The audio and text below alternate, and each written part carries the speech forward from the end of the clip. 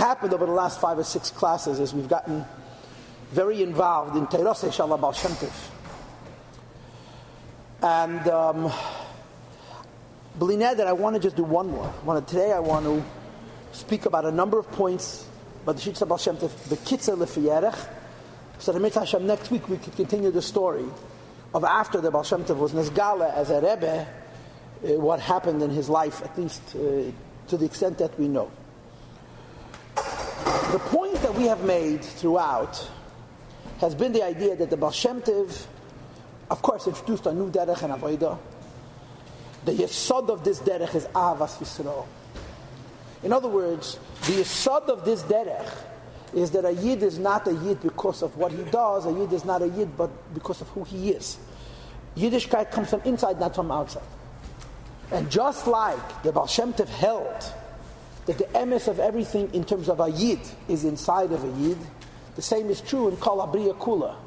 The Baal Shem Tov's chiddush about the creation is not how the Eibishter influences the creation, but how the truth of the creation is the Eibishter himself. Hashgacha Pratis, Hashafas B'chol Rega, Negel Kol Kavanus Abriya, as we discussed in recent classes. It was the whole chiddush of Chassidus is God is already present, revealing, as opposed to this is a dark, cold, and deaf place. Introduce the Eibishter. And you could talk and talk and talk and talk and talk. There's so many little details and so many little aspects.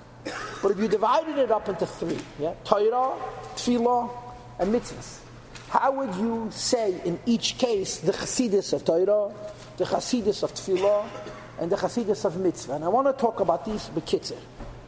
When it comes to Torah, there's 2 basic points. The first point, of course, which is the Yesodistic point, is the idea that when a person learns Torah, he has to remember that the Torah comes from the Eibishter, and that when he's learning Torah, he has to have the correct respect, the correct bittul. Like the Chazal say, Ma'lahala be'ema be'yireh b'etzah v'zeh afkan, that when a Yid learns Torah, he has to be aware that this is God's wisdom, and in the Torah you have the Eibishter himself, and therefore you have to learn it with a reverence, with a sanctity. You can't learn Torah like you learn another Chochmah with your feet up, or not in the Eifin Sanua, because not in the Eifin of derech, because when you're learning Torah, you're connecting to the Eibishter. The source of this idea that Chassidus always brings is the Gemara, that the Beis HaMikdash was destroyed. Because Yidden didn't say Birchas HaTorah, and the question has been asked by many. The question is very old. For Birchas HaTorah you destroy a Beis HaMikdash. So he didn't say Birchas HaTorah. You don't say Bracha on the Torah, therefore the Beis HaMikdash is destroyed. And the answer, of course, is that Birchas HaTorah doesn't mean the recitation of the words of Birchas HaTorah. It means, in quotes, Lekasher es HaTorah im Neisen HaTorah, the linking of the Torah to the giver of the Torah. The problem that the Yidden had, which brought about the Churban, was that they were busy with the Torah and forgot that the Torah comes from the Eibishter. And when a person learns Torah, you have to see in the Torah the idea of the Neisen HaTorah, the Eibishter. The interessante Meise, that when the Michael Losher was a little boy, he lived in Brod, and in Brod there was a big klois, a koilel, a shtibel, which had hundreds of younger like goinim. And the Michael Losher was a little boy, and he was a ilah, he was a prodigy, he was a goan as a child yet, and the head of the brother klois, Reb Chaim of Tzanz, met the Minchas Lotchev's father. The Minchas Lotchev gave him the mitzvah of Drabich, and he asks him, why don't you send your young boy, the prodigy, to the klois? He'll have Dibur Kavedim, Pilpul Talmidim, and so forth. So the father comes home to the little boy and says to him, why don't you go to the klois?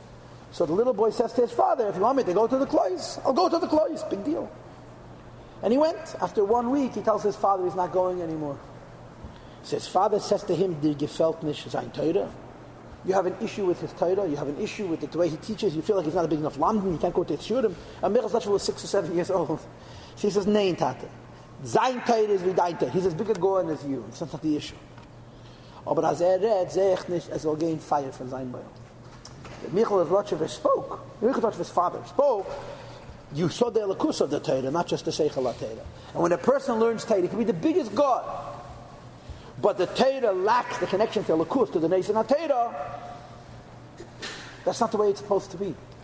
There's a moidendike Shafa word from Alten Rebbe, but I think it's printed in Beis Rebbe. A moidendike Shafa word that somebody once came to the Alten Rebbe and asked the Alten Rebbe, how come him and the Gra agree on all matters of halacha? That him and the Vilna Gaon agree on matters of halacha so much. They didn't agree completely, but derech klal they agreed. So the Alter Rebbe said, it says in the Pasuk, in Eicha Hishlich Mishamayim Eretz Teferes Yisrael, the Eibishter threw down the Torah from heaven to earth. And Torah was given in such a oifen that if you have a good enough head, it doesn't matter who you are, you can be mechaven l'mitzvah shel Torah. And the Gros are gone. But the way it's supposed to be is that the Torah has to be connected to the Elokus, to the Neis and Torah. This is the first point.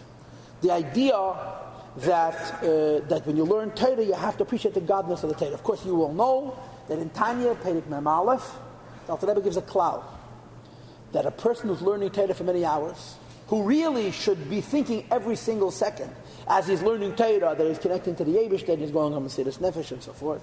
Alter Rebbe says most people, when they're busy learning Torah, are busy with learning, busy with Bina, busy with their ego. They're not busy with Bittul.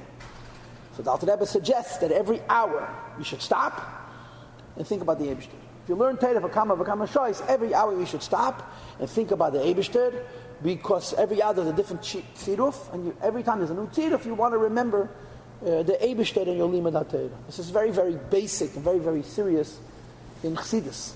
Von Arichas HaSipur, it's a long, long story with the Teres Chesed. Shnei Zalman Fratkin, the Lubliner Rav, who was a Ga'ana Go'edim. He was a chassid of the Tzemach Tzedek and the Marash.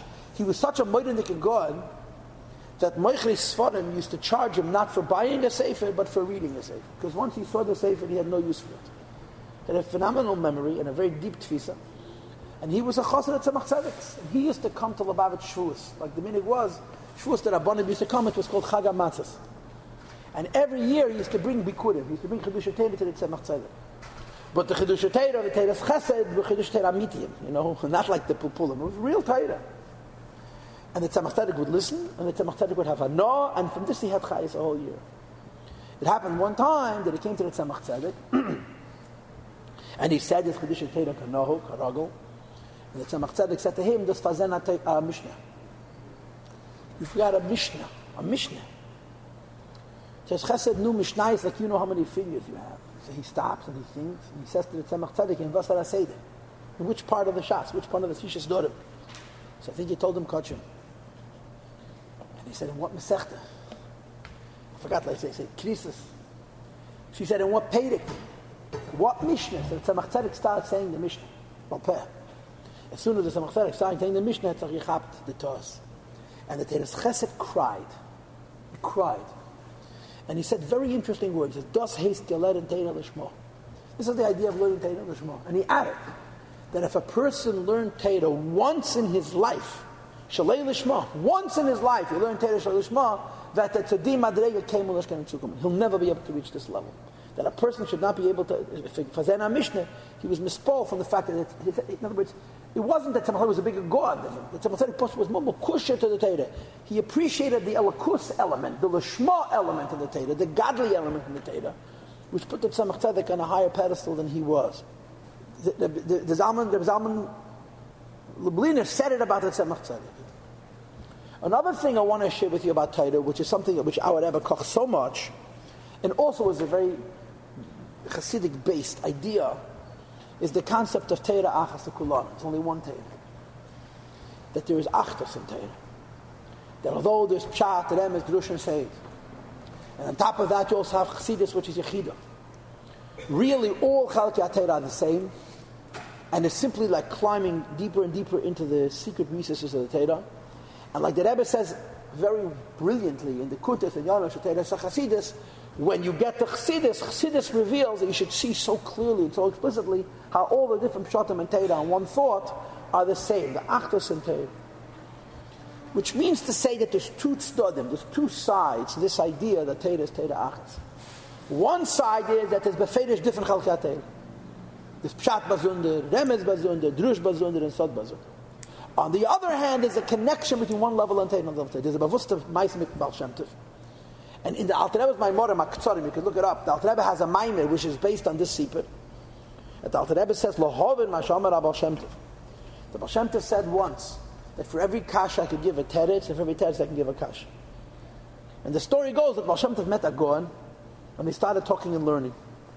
Baal Shem Tov asked him a question, and the Goan answered him. And the Baal Shem Tov slugged up his answer. until the Gaon had to concede that he made a mistake. Baal Shem Tov was right. As soon as the Gaon admitted that he made a mistake, the Baal Shem Tov then went ahead and showed him that his teretz was richtig, was correct. And the shoes were changed. This Gaon was trying to convince the Baal Shem Tov that the Baal Shem Tov, no, that he was talking true, that he made a mistake. Until the Baal Shem Tov showed him that it was a good teretz. Once the Baal Shem Tov showed him that it was a good teretz, he was convinced. Baal Shem Tov then showed him that it's not a good teretz. He just played with him. He convinced him of one thing, and once he was convinced, he showed him Punk Fakir. And the Baal Shem Tov explained, Torah has worlds. And in each world you have a Shleimus HaTorah. When you go up to a higher world, the Terutzim in the lower world become Kashas in the higher world. And therefore, since there's many worlds, infinite worlds, the Aliyah in Dargas and Torah, Me'elam Aleilam, Dargas al Dargas, Adam, Tet, Adam, Sof. So B'meila, on every Kasha you can give a Teres, and every Teres you can give a Kasha. The part of this story which is most significant, most meaningful, and most beautiful is this.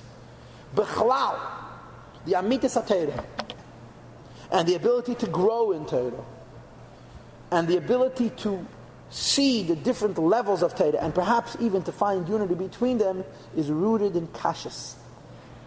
The Go'oinus and Limud HaTorah is not the Terutzim.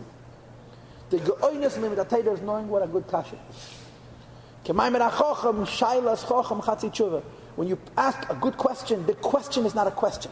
The question is literally a key that opens up a door that reveals a whole new world. When you ask a stam action, a useless question, a meaningless question, this is stam action amaretz. But an intelligent question is not a question. An intelligent question is an observation. An intelligent question opens up a new world and says, look, visit this, think about this, analyze this. So you have two ideas. One idea is that Torah is divided. Every world is a separate world. The other idea is that there are links between worlds and worlds of the consciousness. And when you get to the highest madregas, especially when you get to Chassidus, which is the Chiddush of Torah, you see in retrospect Achdus. You see really all Chalkei Torah saying the same thing on this pasuk, or on this parsha, or this inyan, but they're saying it each one lafiyah, final lafiyah, and yoneh. This is also part of the Chassidus of Torah, the neshama of Torah, which is the Eibishter. First of all, divides Torah in the various different levels, and then creates a unity between the various divisions that exist in Torah. Those are the two things I wanted to say about Torah. You know, the Bavusta Vartz, there was a Tzemach had a chassid who was deaf. And whenever they would have a chazar of dach, he would sit dafke eben on. He would fight to be near that person chazar in the maimer. And they said to him, you're deaf anyway. You have to stand here, stand someplace else. He says, the neshama versteht. This is his lashon. The neshama versteht. When it comes to limud HaTorah, this is incredibly important. The neshama versteht. Now let's talk about tefillah. The Baal Shem Tov's most famous slogan, I think, bar none, and you see it in the Baal Shem Tov's Sfarim that we have, is Rachamona Liba Boy. Rachamona Liba Boy translates literally as the Eibishter leap the hearts. The Eibishter is interested in the heart. This is what it means. Rachamona Liba Boy, the Eibishter leap the hearts. The Eibishter loves the heart, and he wants and desires the heart. And of course, this idea of Rachamona Liba Boy is most simply revealed in Inyan HaTefillah. Chassidim used to say, the Masma used to say, I think it's a word from the Rabbeim, that B'shas and Daven and Davening is the time that a Jew meets Hatzmas. That's what davening is about. Learning Torah is something different. But Avedis HaTefillah, this is the time that a Yid meets the Eibishter. Yichudim al Yom. And the Ikir is the Liba Boy, the Hat, the Pnimius. It doesn't matter so much the Chitzonius.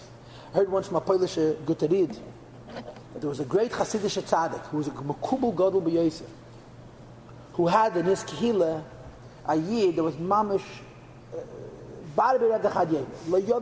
He davened with, he was such a pashat Yid. So this great Chassidic Rebbe, one of the Zidishever Rebbes, who was a Mekubal Nifla, said that this pashat Yid that when he davened, he's mechaven all the kavanos of the Arizal. So somebody said to him, I said mechaven on Arizal. He doesn't even he doesn't understand Kitzur Shulchan Aruch. He says it doesn't matter. He's mechaver all the kavanos Ari, and he explained that the pshitos, the sincerity, the tmimus of this yid made it more meaningful, made it more deep, even than a person who's mechaver kol kavanos Ari. Because in Chassidus, the ikir is whatever level you're at. The ikir is the pnimius of the tefillah, not the chitzonius of the tefillah. And of course, you have the famous story, which I may have told you already, with the Mezritcher Maggid and his friend, that the Mezritcher Maggid had a chavrus. The Mezritcher was a Goan Olam. Before the Maggid ever met the Baal Shem Tov, he was a Gaon. I want you to know there are those who hold that the Maggid was even older than the Baal Shem Tov. When the Maggid met the Baal Shem Tov, he was not a young man. He was already a Yid, at least in his middle years, maybe even older. Like I said, some people say he was pushed older than the Baal Shem Tov in Shonim. And he was a famous Gaon who insisted on being a Malamed Adiki, and that's why he was so poor. He could have had any Rabbanos in Europe that he wanted. And he had a Chavrusa who was also a big Gaon. And this Chavrusa, after they finished their learnings together, went into business. He had a dowry, he had a nedunya at his wedding, which they used to invest in a heteriska. They would invest in such a way that they could profit from the money. And then when he finished his years of cash, his years of what we call today koilo, he went into business. He became quite successful.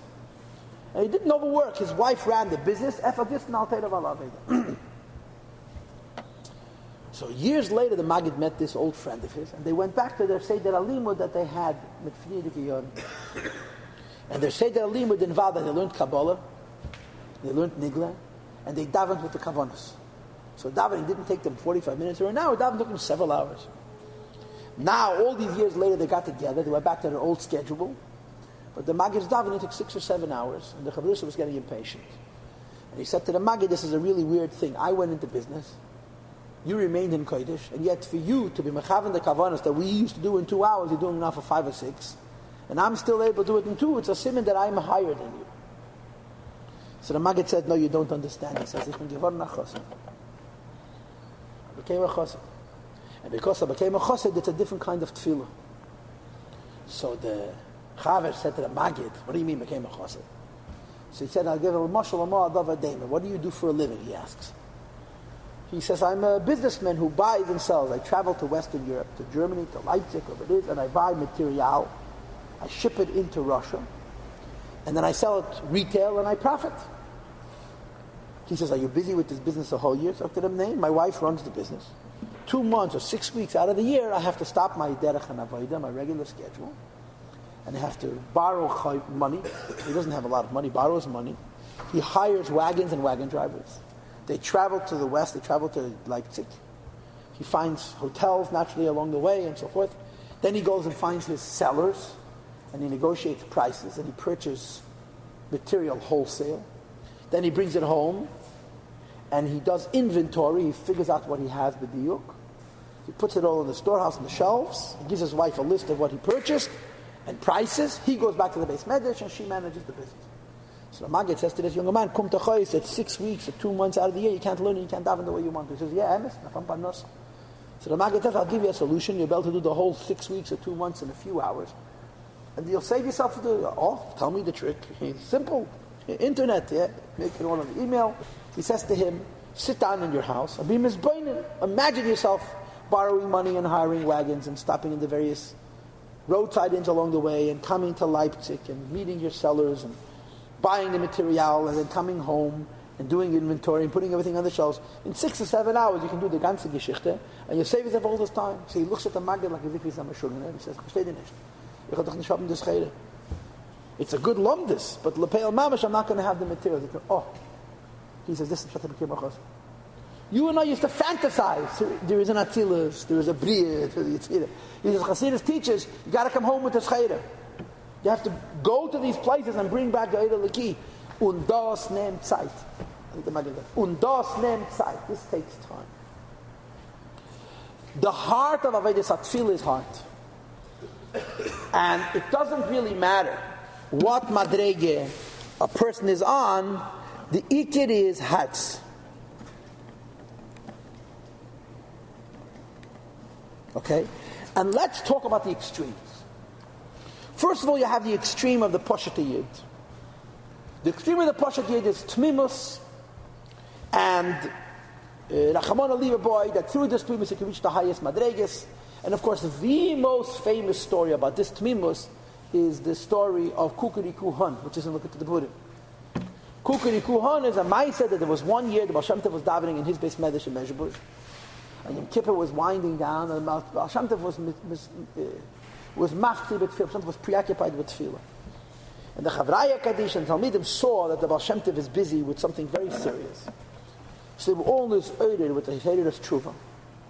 And they tried to help the Baal Shem Tov, break down whatever doors he needed to break down.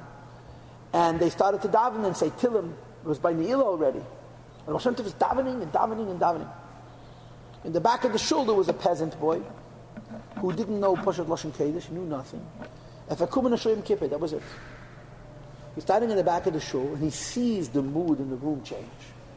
Everyone is becoming very ungezeigt, very serious, very emotional, and very aroused. He has no ability to relate to what they're doing. But he decided that he'll daven how he knows how to daven. He also wants to be in the state of his Eidus that everybody else was in. And his geschmack as a farm boy was he loved the sounds of the various animals, and he knew how to imitate all of the sounds. The most favorite sound that he liked was the sound of the rooster. So with kol koiche and kol kavanasa, he screamed out kukuri kuhan, the sound of the rooster that he loved. And it was so not benidin didan, it was so not bedora du'un, it was so not in context. People turned around and they wanted to chicken him to mishik da'azazel, you know. And the Baal Shem Tov finishes Shminesrech, mamish punkt yamot, and he turns around and he motions that they shouldn't touch him. But the Baal Shem Tov was hat chevre, Motze, Yom Tov, Yom Kippur, Bam Tish, fragt Megala sein, was hat sich getroffen Yom Kippur Lamayla. You should tell him what happened. The Baal Shem Tov saw a gzeira, a terrible gzeira on a certain kehillah. And b'shumayfin he couldn't be mevatel the gzeira, the heavens, the gates of heaven were shut, sealed shut. And he said it was maftzir, but tefillah, b'shumayfin was not able to be mevatel this gzeira.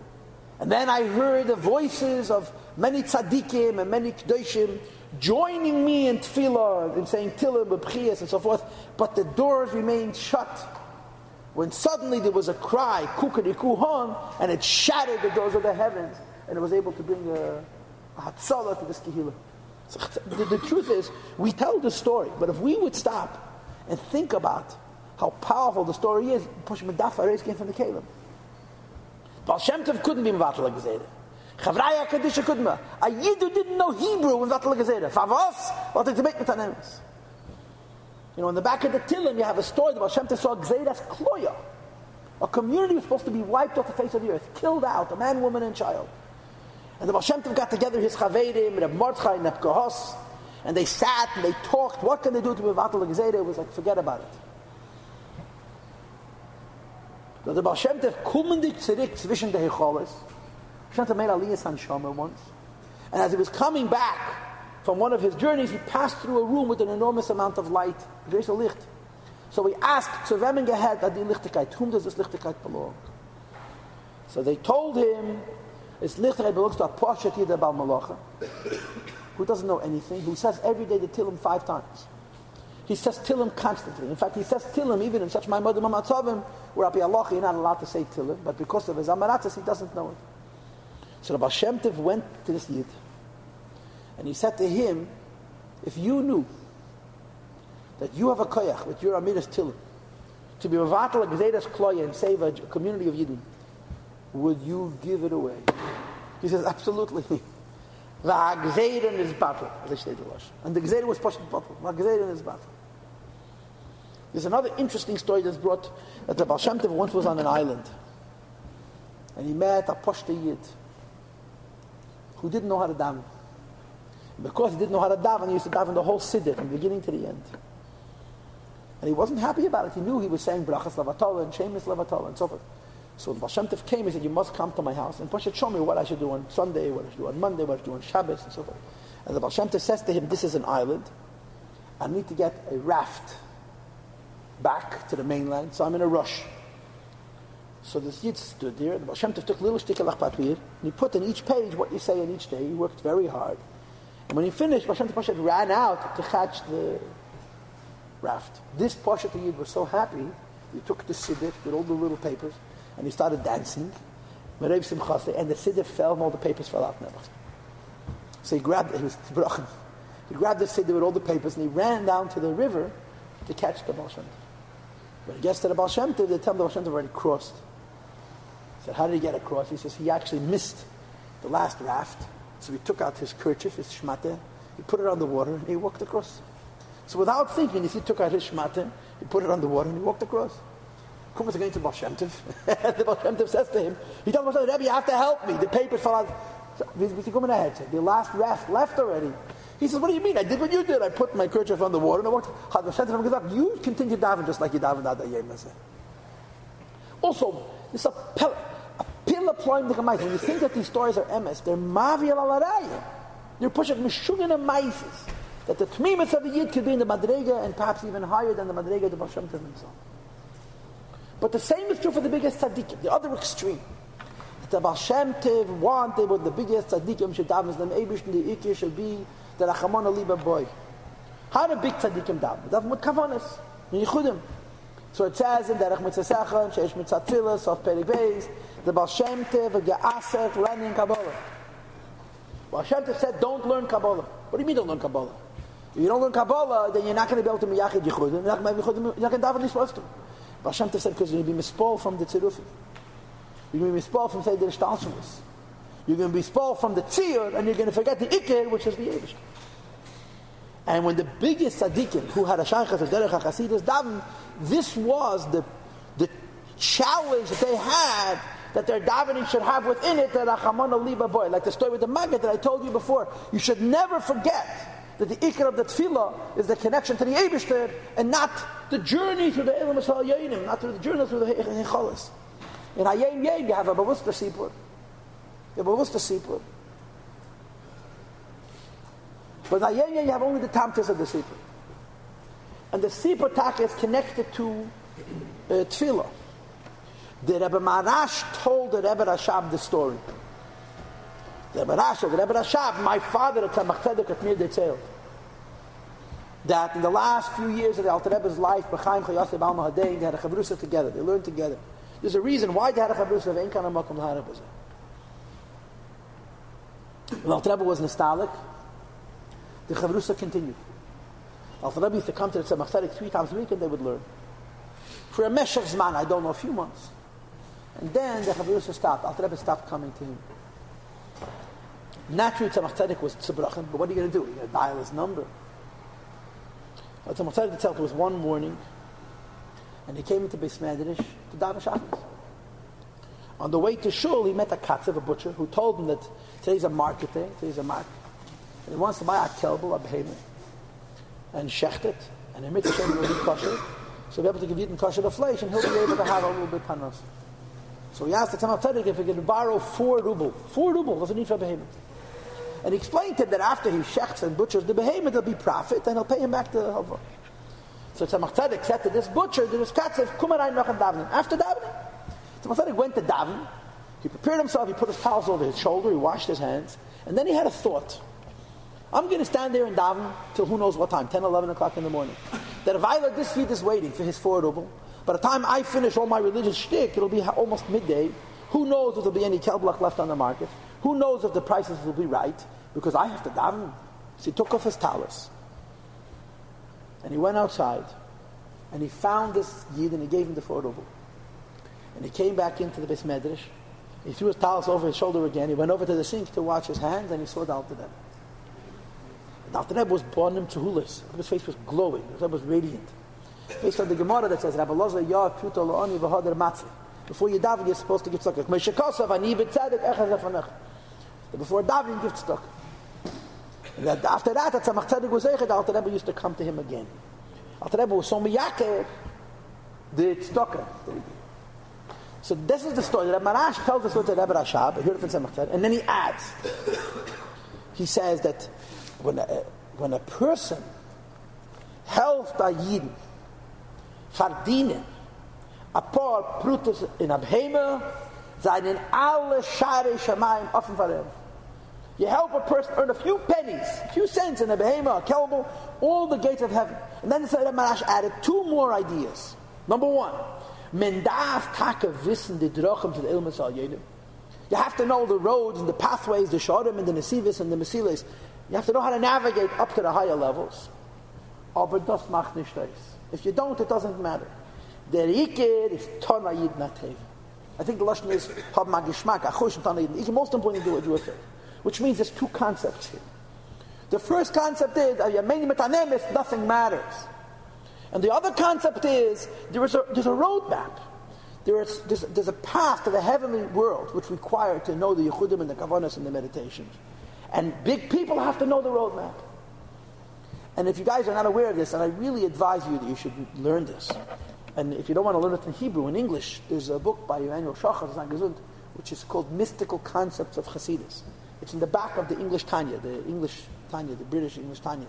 It's a book, 150 pages, and over there he brings ganze Stücke derech Mitzvah Pasha. That's what it is. It's translation, in my understanding, from Tzemach Tzedek, and amongst other things. And he brings over there, the Tzemach Tzedek does the first 15 program, Sheish Mitzvah Tefilla, Alta Kasha.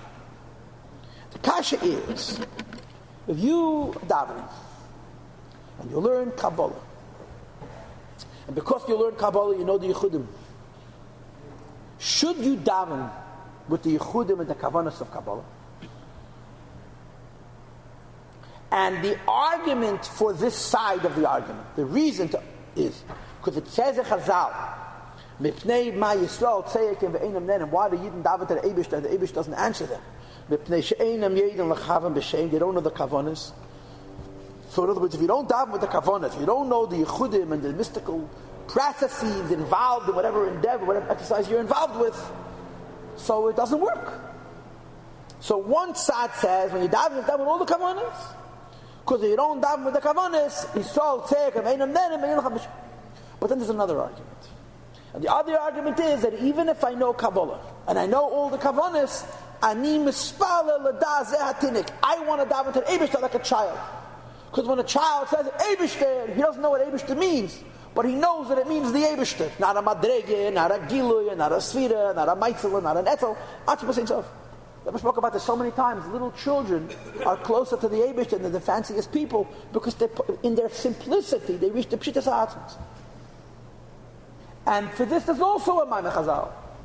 And the Maimeh Chazal is B'chol Kareinu Elav, Elav Elav Midas. So when you daven to the Eibishter, you don't want to daven to the Eibishter, you want to connect to the Eibishter himself.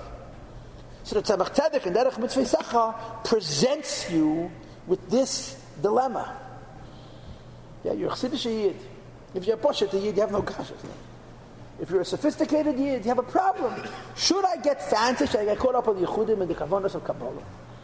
Or should I be mispal l'da zeh hatinik? And the Tzemach Tzedek's final answer is you have to fuse the two. Which means you have to know the Kavanas. You have to miyachad the Yichudim, but you have to be very, very careful that like I like to say it, the furniture and the decorations that surround the king should not distract from the king himself. That the biggest Yid, with all the Yichudim and all the Kavanas, should be able to find that Achamana Liba boy, the Eibishter, the sincerity, the emes inside that Avodas HaTefillah. Otherwise, it becomes a hell of a mess. I just saw the other day, I forgot where and I forgot why, that it says in Sfarim that the reason the Yidden made the Egel is because Har Sinai they saw the Merkava. Yidden made the Egel because Har Sinai saw the Merkava. When you see Seder Shtalshalos, you start to realize that there's a whole bunch of stuff going on. It's not just one Eibishter, there's a whole Shtalshalos. Now the fact of the matter is there is only one Eibishter. And all of those stuff are simply a Merkava, Yeshiv, Tilas Yisrael, which the Eibishter sits. All of those things are simply a framework to come closer to the Eibishter. But you could be mispal from the Merkava, and when you mispal from the Merkava, it can bring down, you make an Egel Azav, Rahman al-Islam. And this is what the Tzemach Tzedek says. Chassidus says, sure, a big person has no kavanas, but you have to go there and bring back the goodies. You have to go to the Elam Yisrael Yaineh and access the Elokus and bring it back. And this is how Chassidim always davened. Chassidim, one of the trademarks. I cannot say I saw a lot of Eidim. I didn't, but the few that I saw, one of the things that made you crazy when you watch an Eivid is that he seemed like he had all day long. He wasn't in a rush. When a Yid davens, be'emes, he wastes time at Dretz Charum, because such a significant aspect of davening is the Asura Mekan L'Skar of the Sham. You need to distract yourself from your life and push it, relax yourself. One of the most important things you have to tell any person who wants to daven mit anemes, you can't do it on a schedule. I thought Chassidus today for 15 seconds, for 20, like the German Cheshbon, you have to push it, be able to give it Zman. It's nem Zeit. And the easy part of it is knowing the Kabbalah, knowing the meditation. The difficult part is the Liba boy, is the connection to the Eibishter. And you have all types of Oivdim. You have Größe Kep, kleine Kep. Oivdim, the Nakud of an Ovid was the Tmimos, that he wanted to have a connection to Meibishni. And he should have gone to Ma'aseh Ganesh and given it. It was absolutely nothing. The most important thing was this Pshitus and this Tmimos, the idea that through the Avodas Tefilla, they were able to push it, have on some level and in some way and in some context, a connection to the Eibishter. I just want to finish this with one final story that Rabbi Lipskett detailed. That there was a Yid named Yechanan Gordon. Yechanan Gordon had a Shia with Layada Maika Omaniks, Yidden who had come to America as children or who were even born here, who never went to yeshiva. And them going to gewusst. They knew absolutely nothing. And he had a Shia in Medrash. The Shia went on, I think, for 25 years. And by Meshach those years, they learned the Medrash Kama V'Kama P'yamim. They learned Medrash Tabba, Medrash Tabchuma, and Yalkut Shemini over and over again. And the Yidden in this Shia were prosta mentioned. They didn't know anything. One of the people in this Shia davened very hardzik, very, very emotionally, very passionately. At Kedei Kach, the Rabbi Yechanan, and one said to him, how could you daven like this? You don't understand a single word that you're saying. Hat gesagt bepashtas, was darf ich wissen, the Pirush Hamilas, the Werter allein sind the Chazoizis, he said. You have to know the meaning of the words. The words are just so sweet. It's a derech. It's a derech. It's a shtickele emes, which is the point of it all. And we'll continue Mitzvah Hashem next time.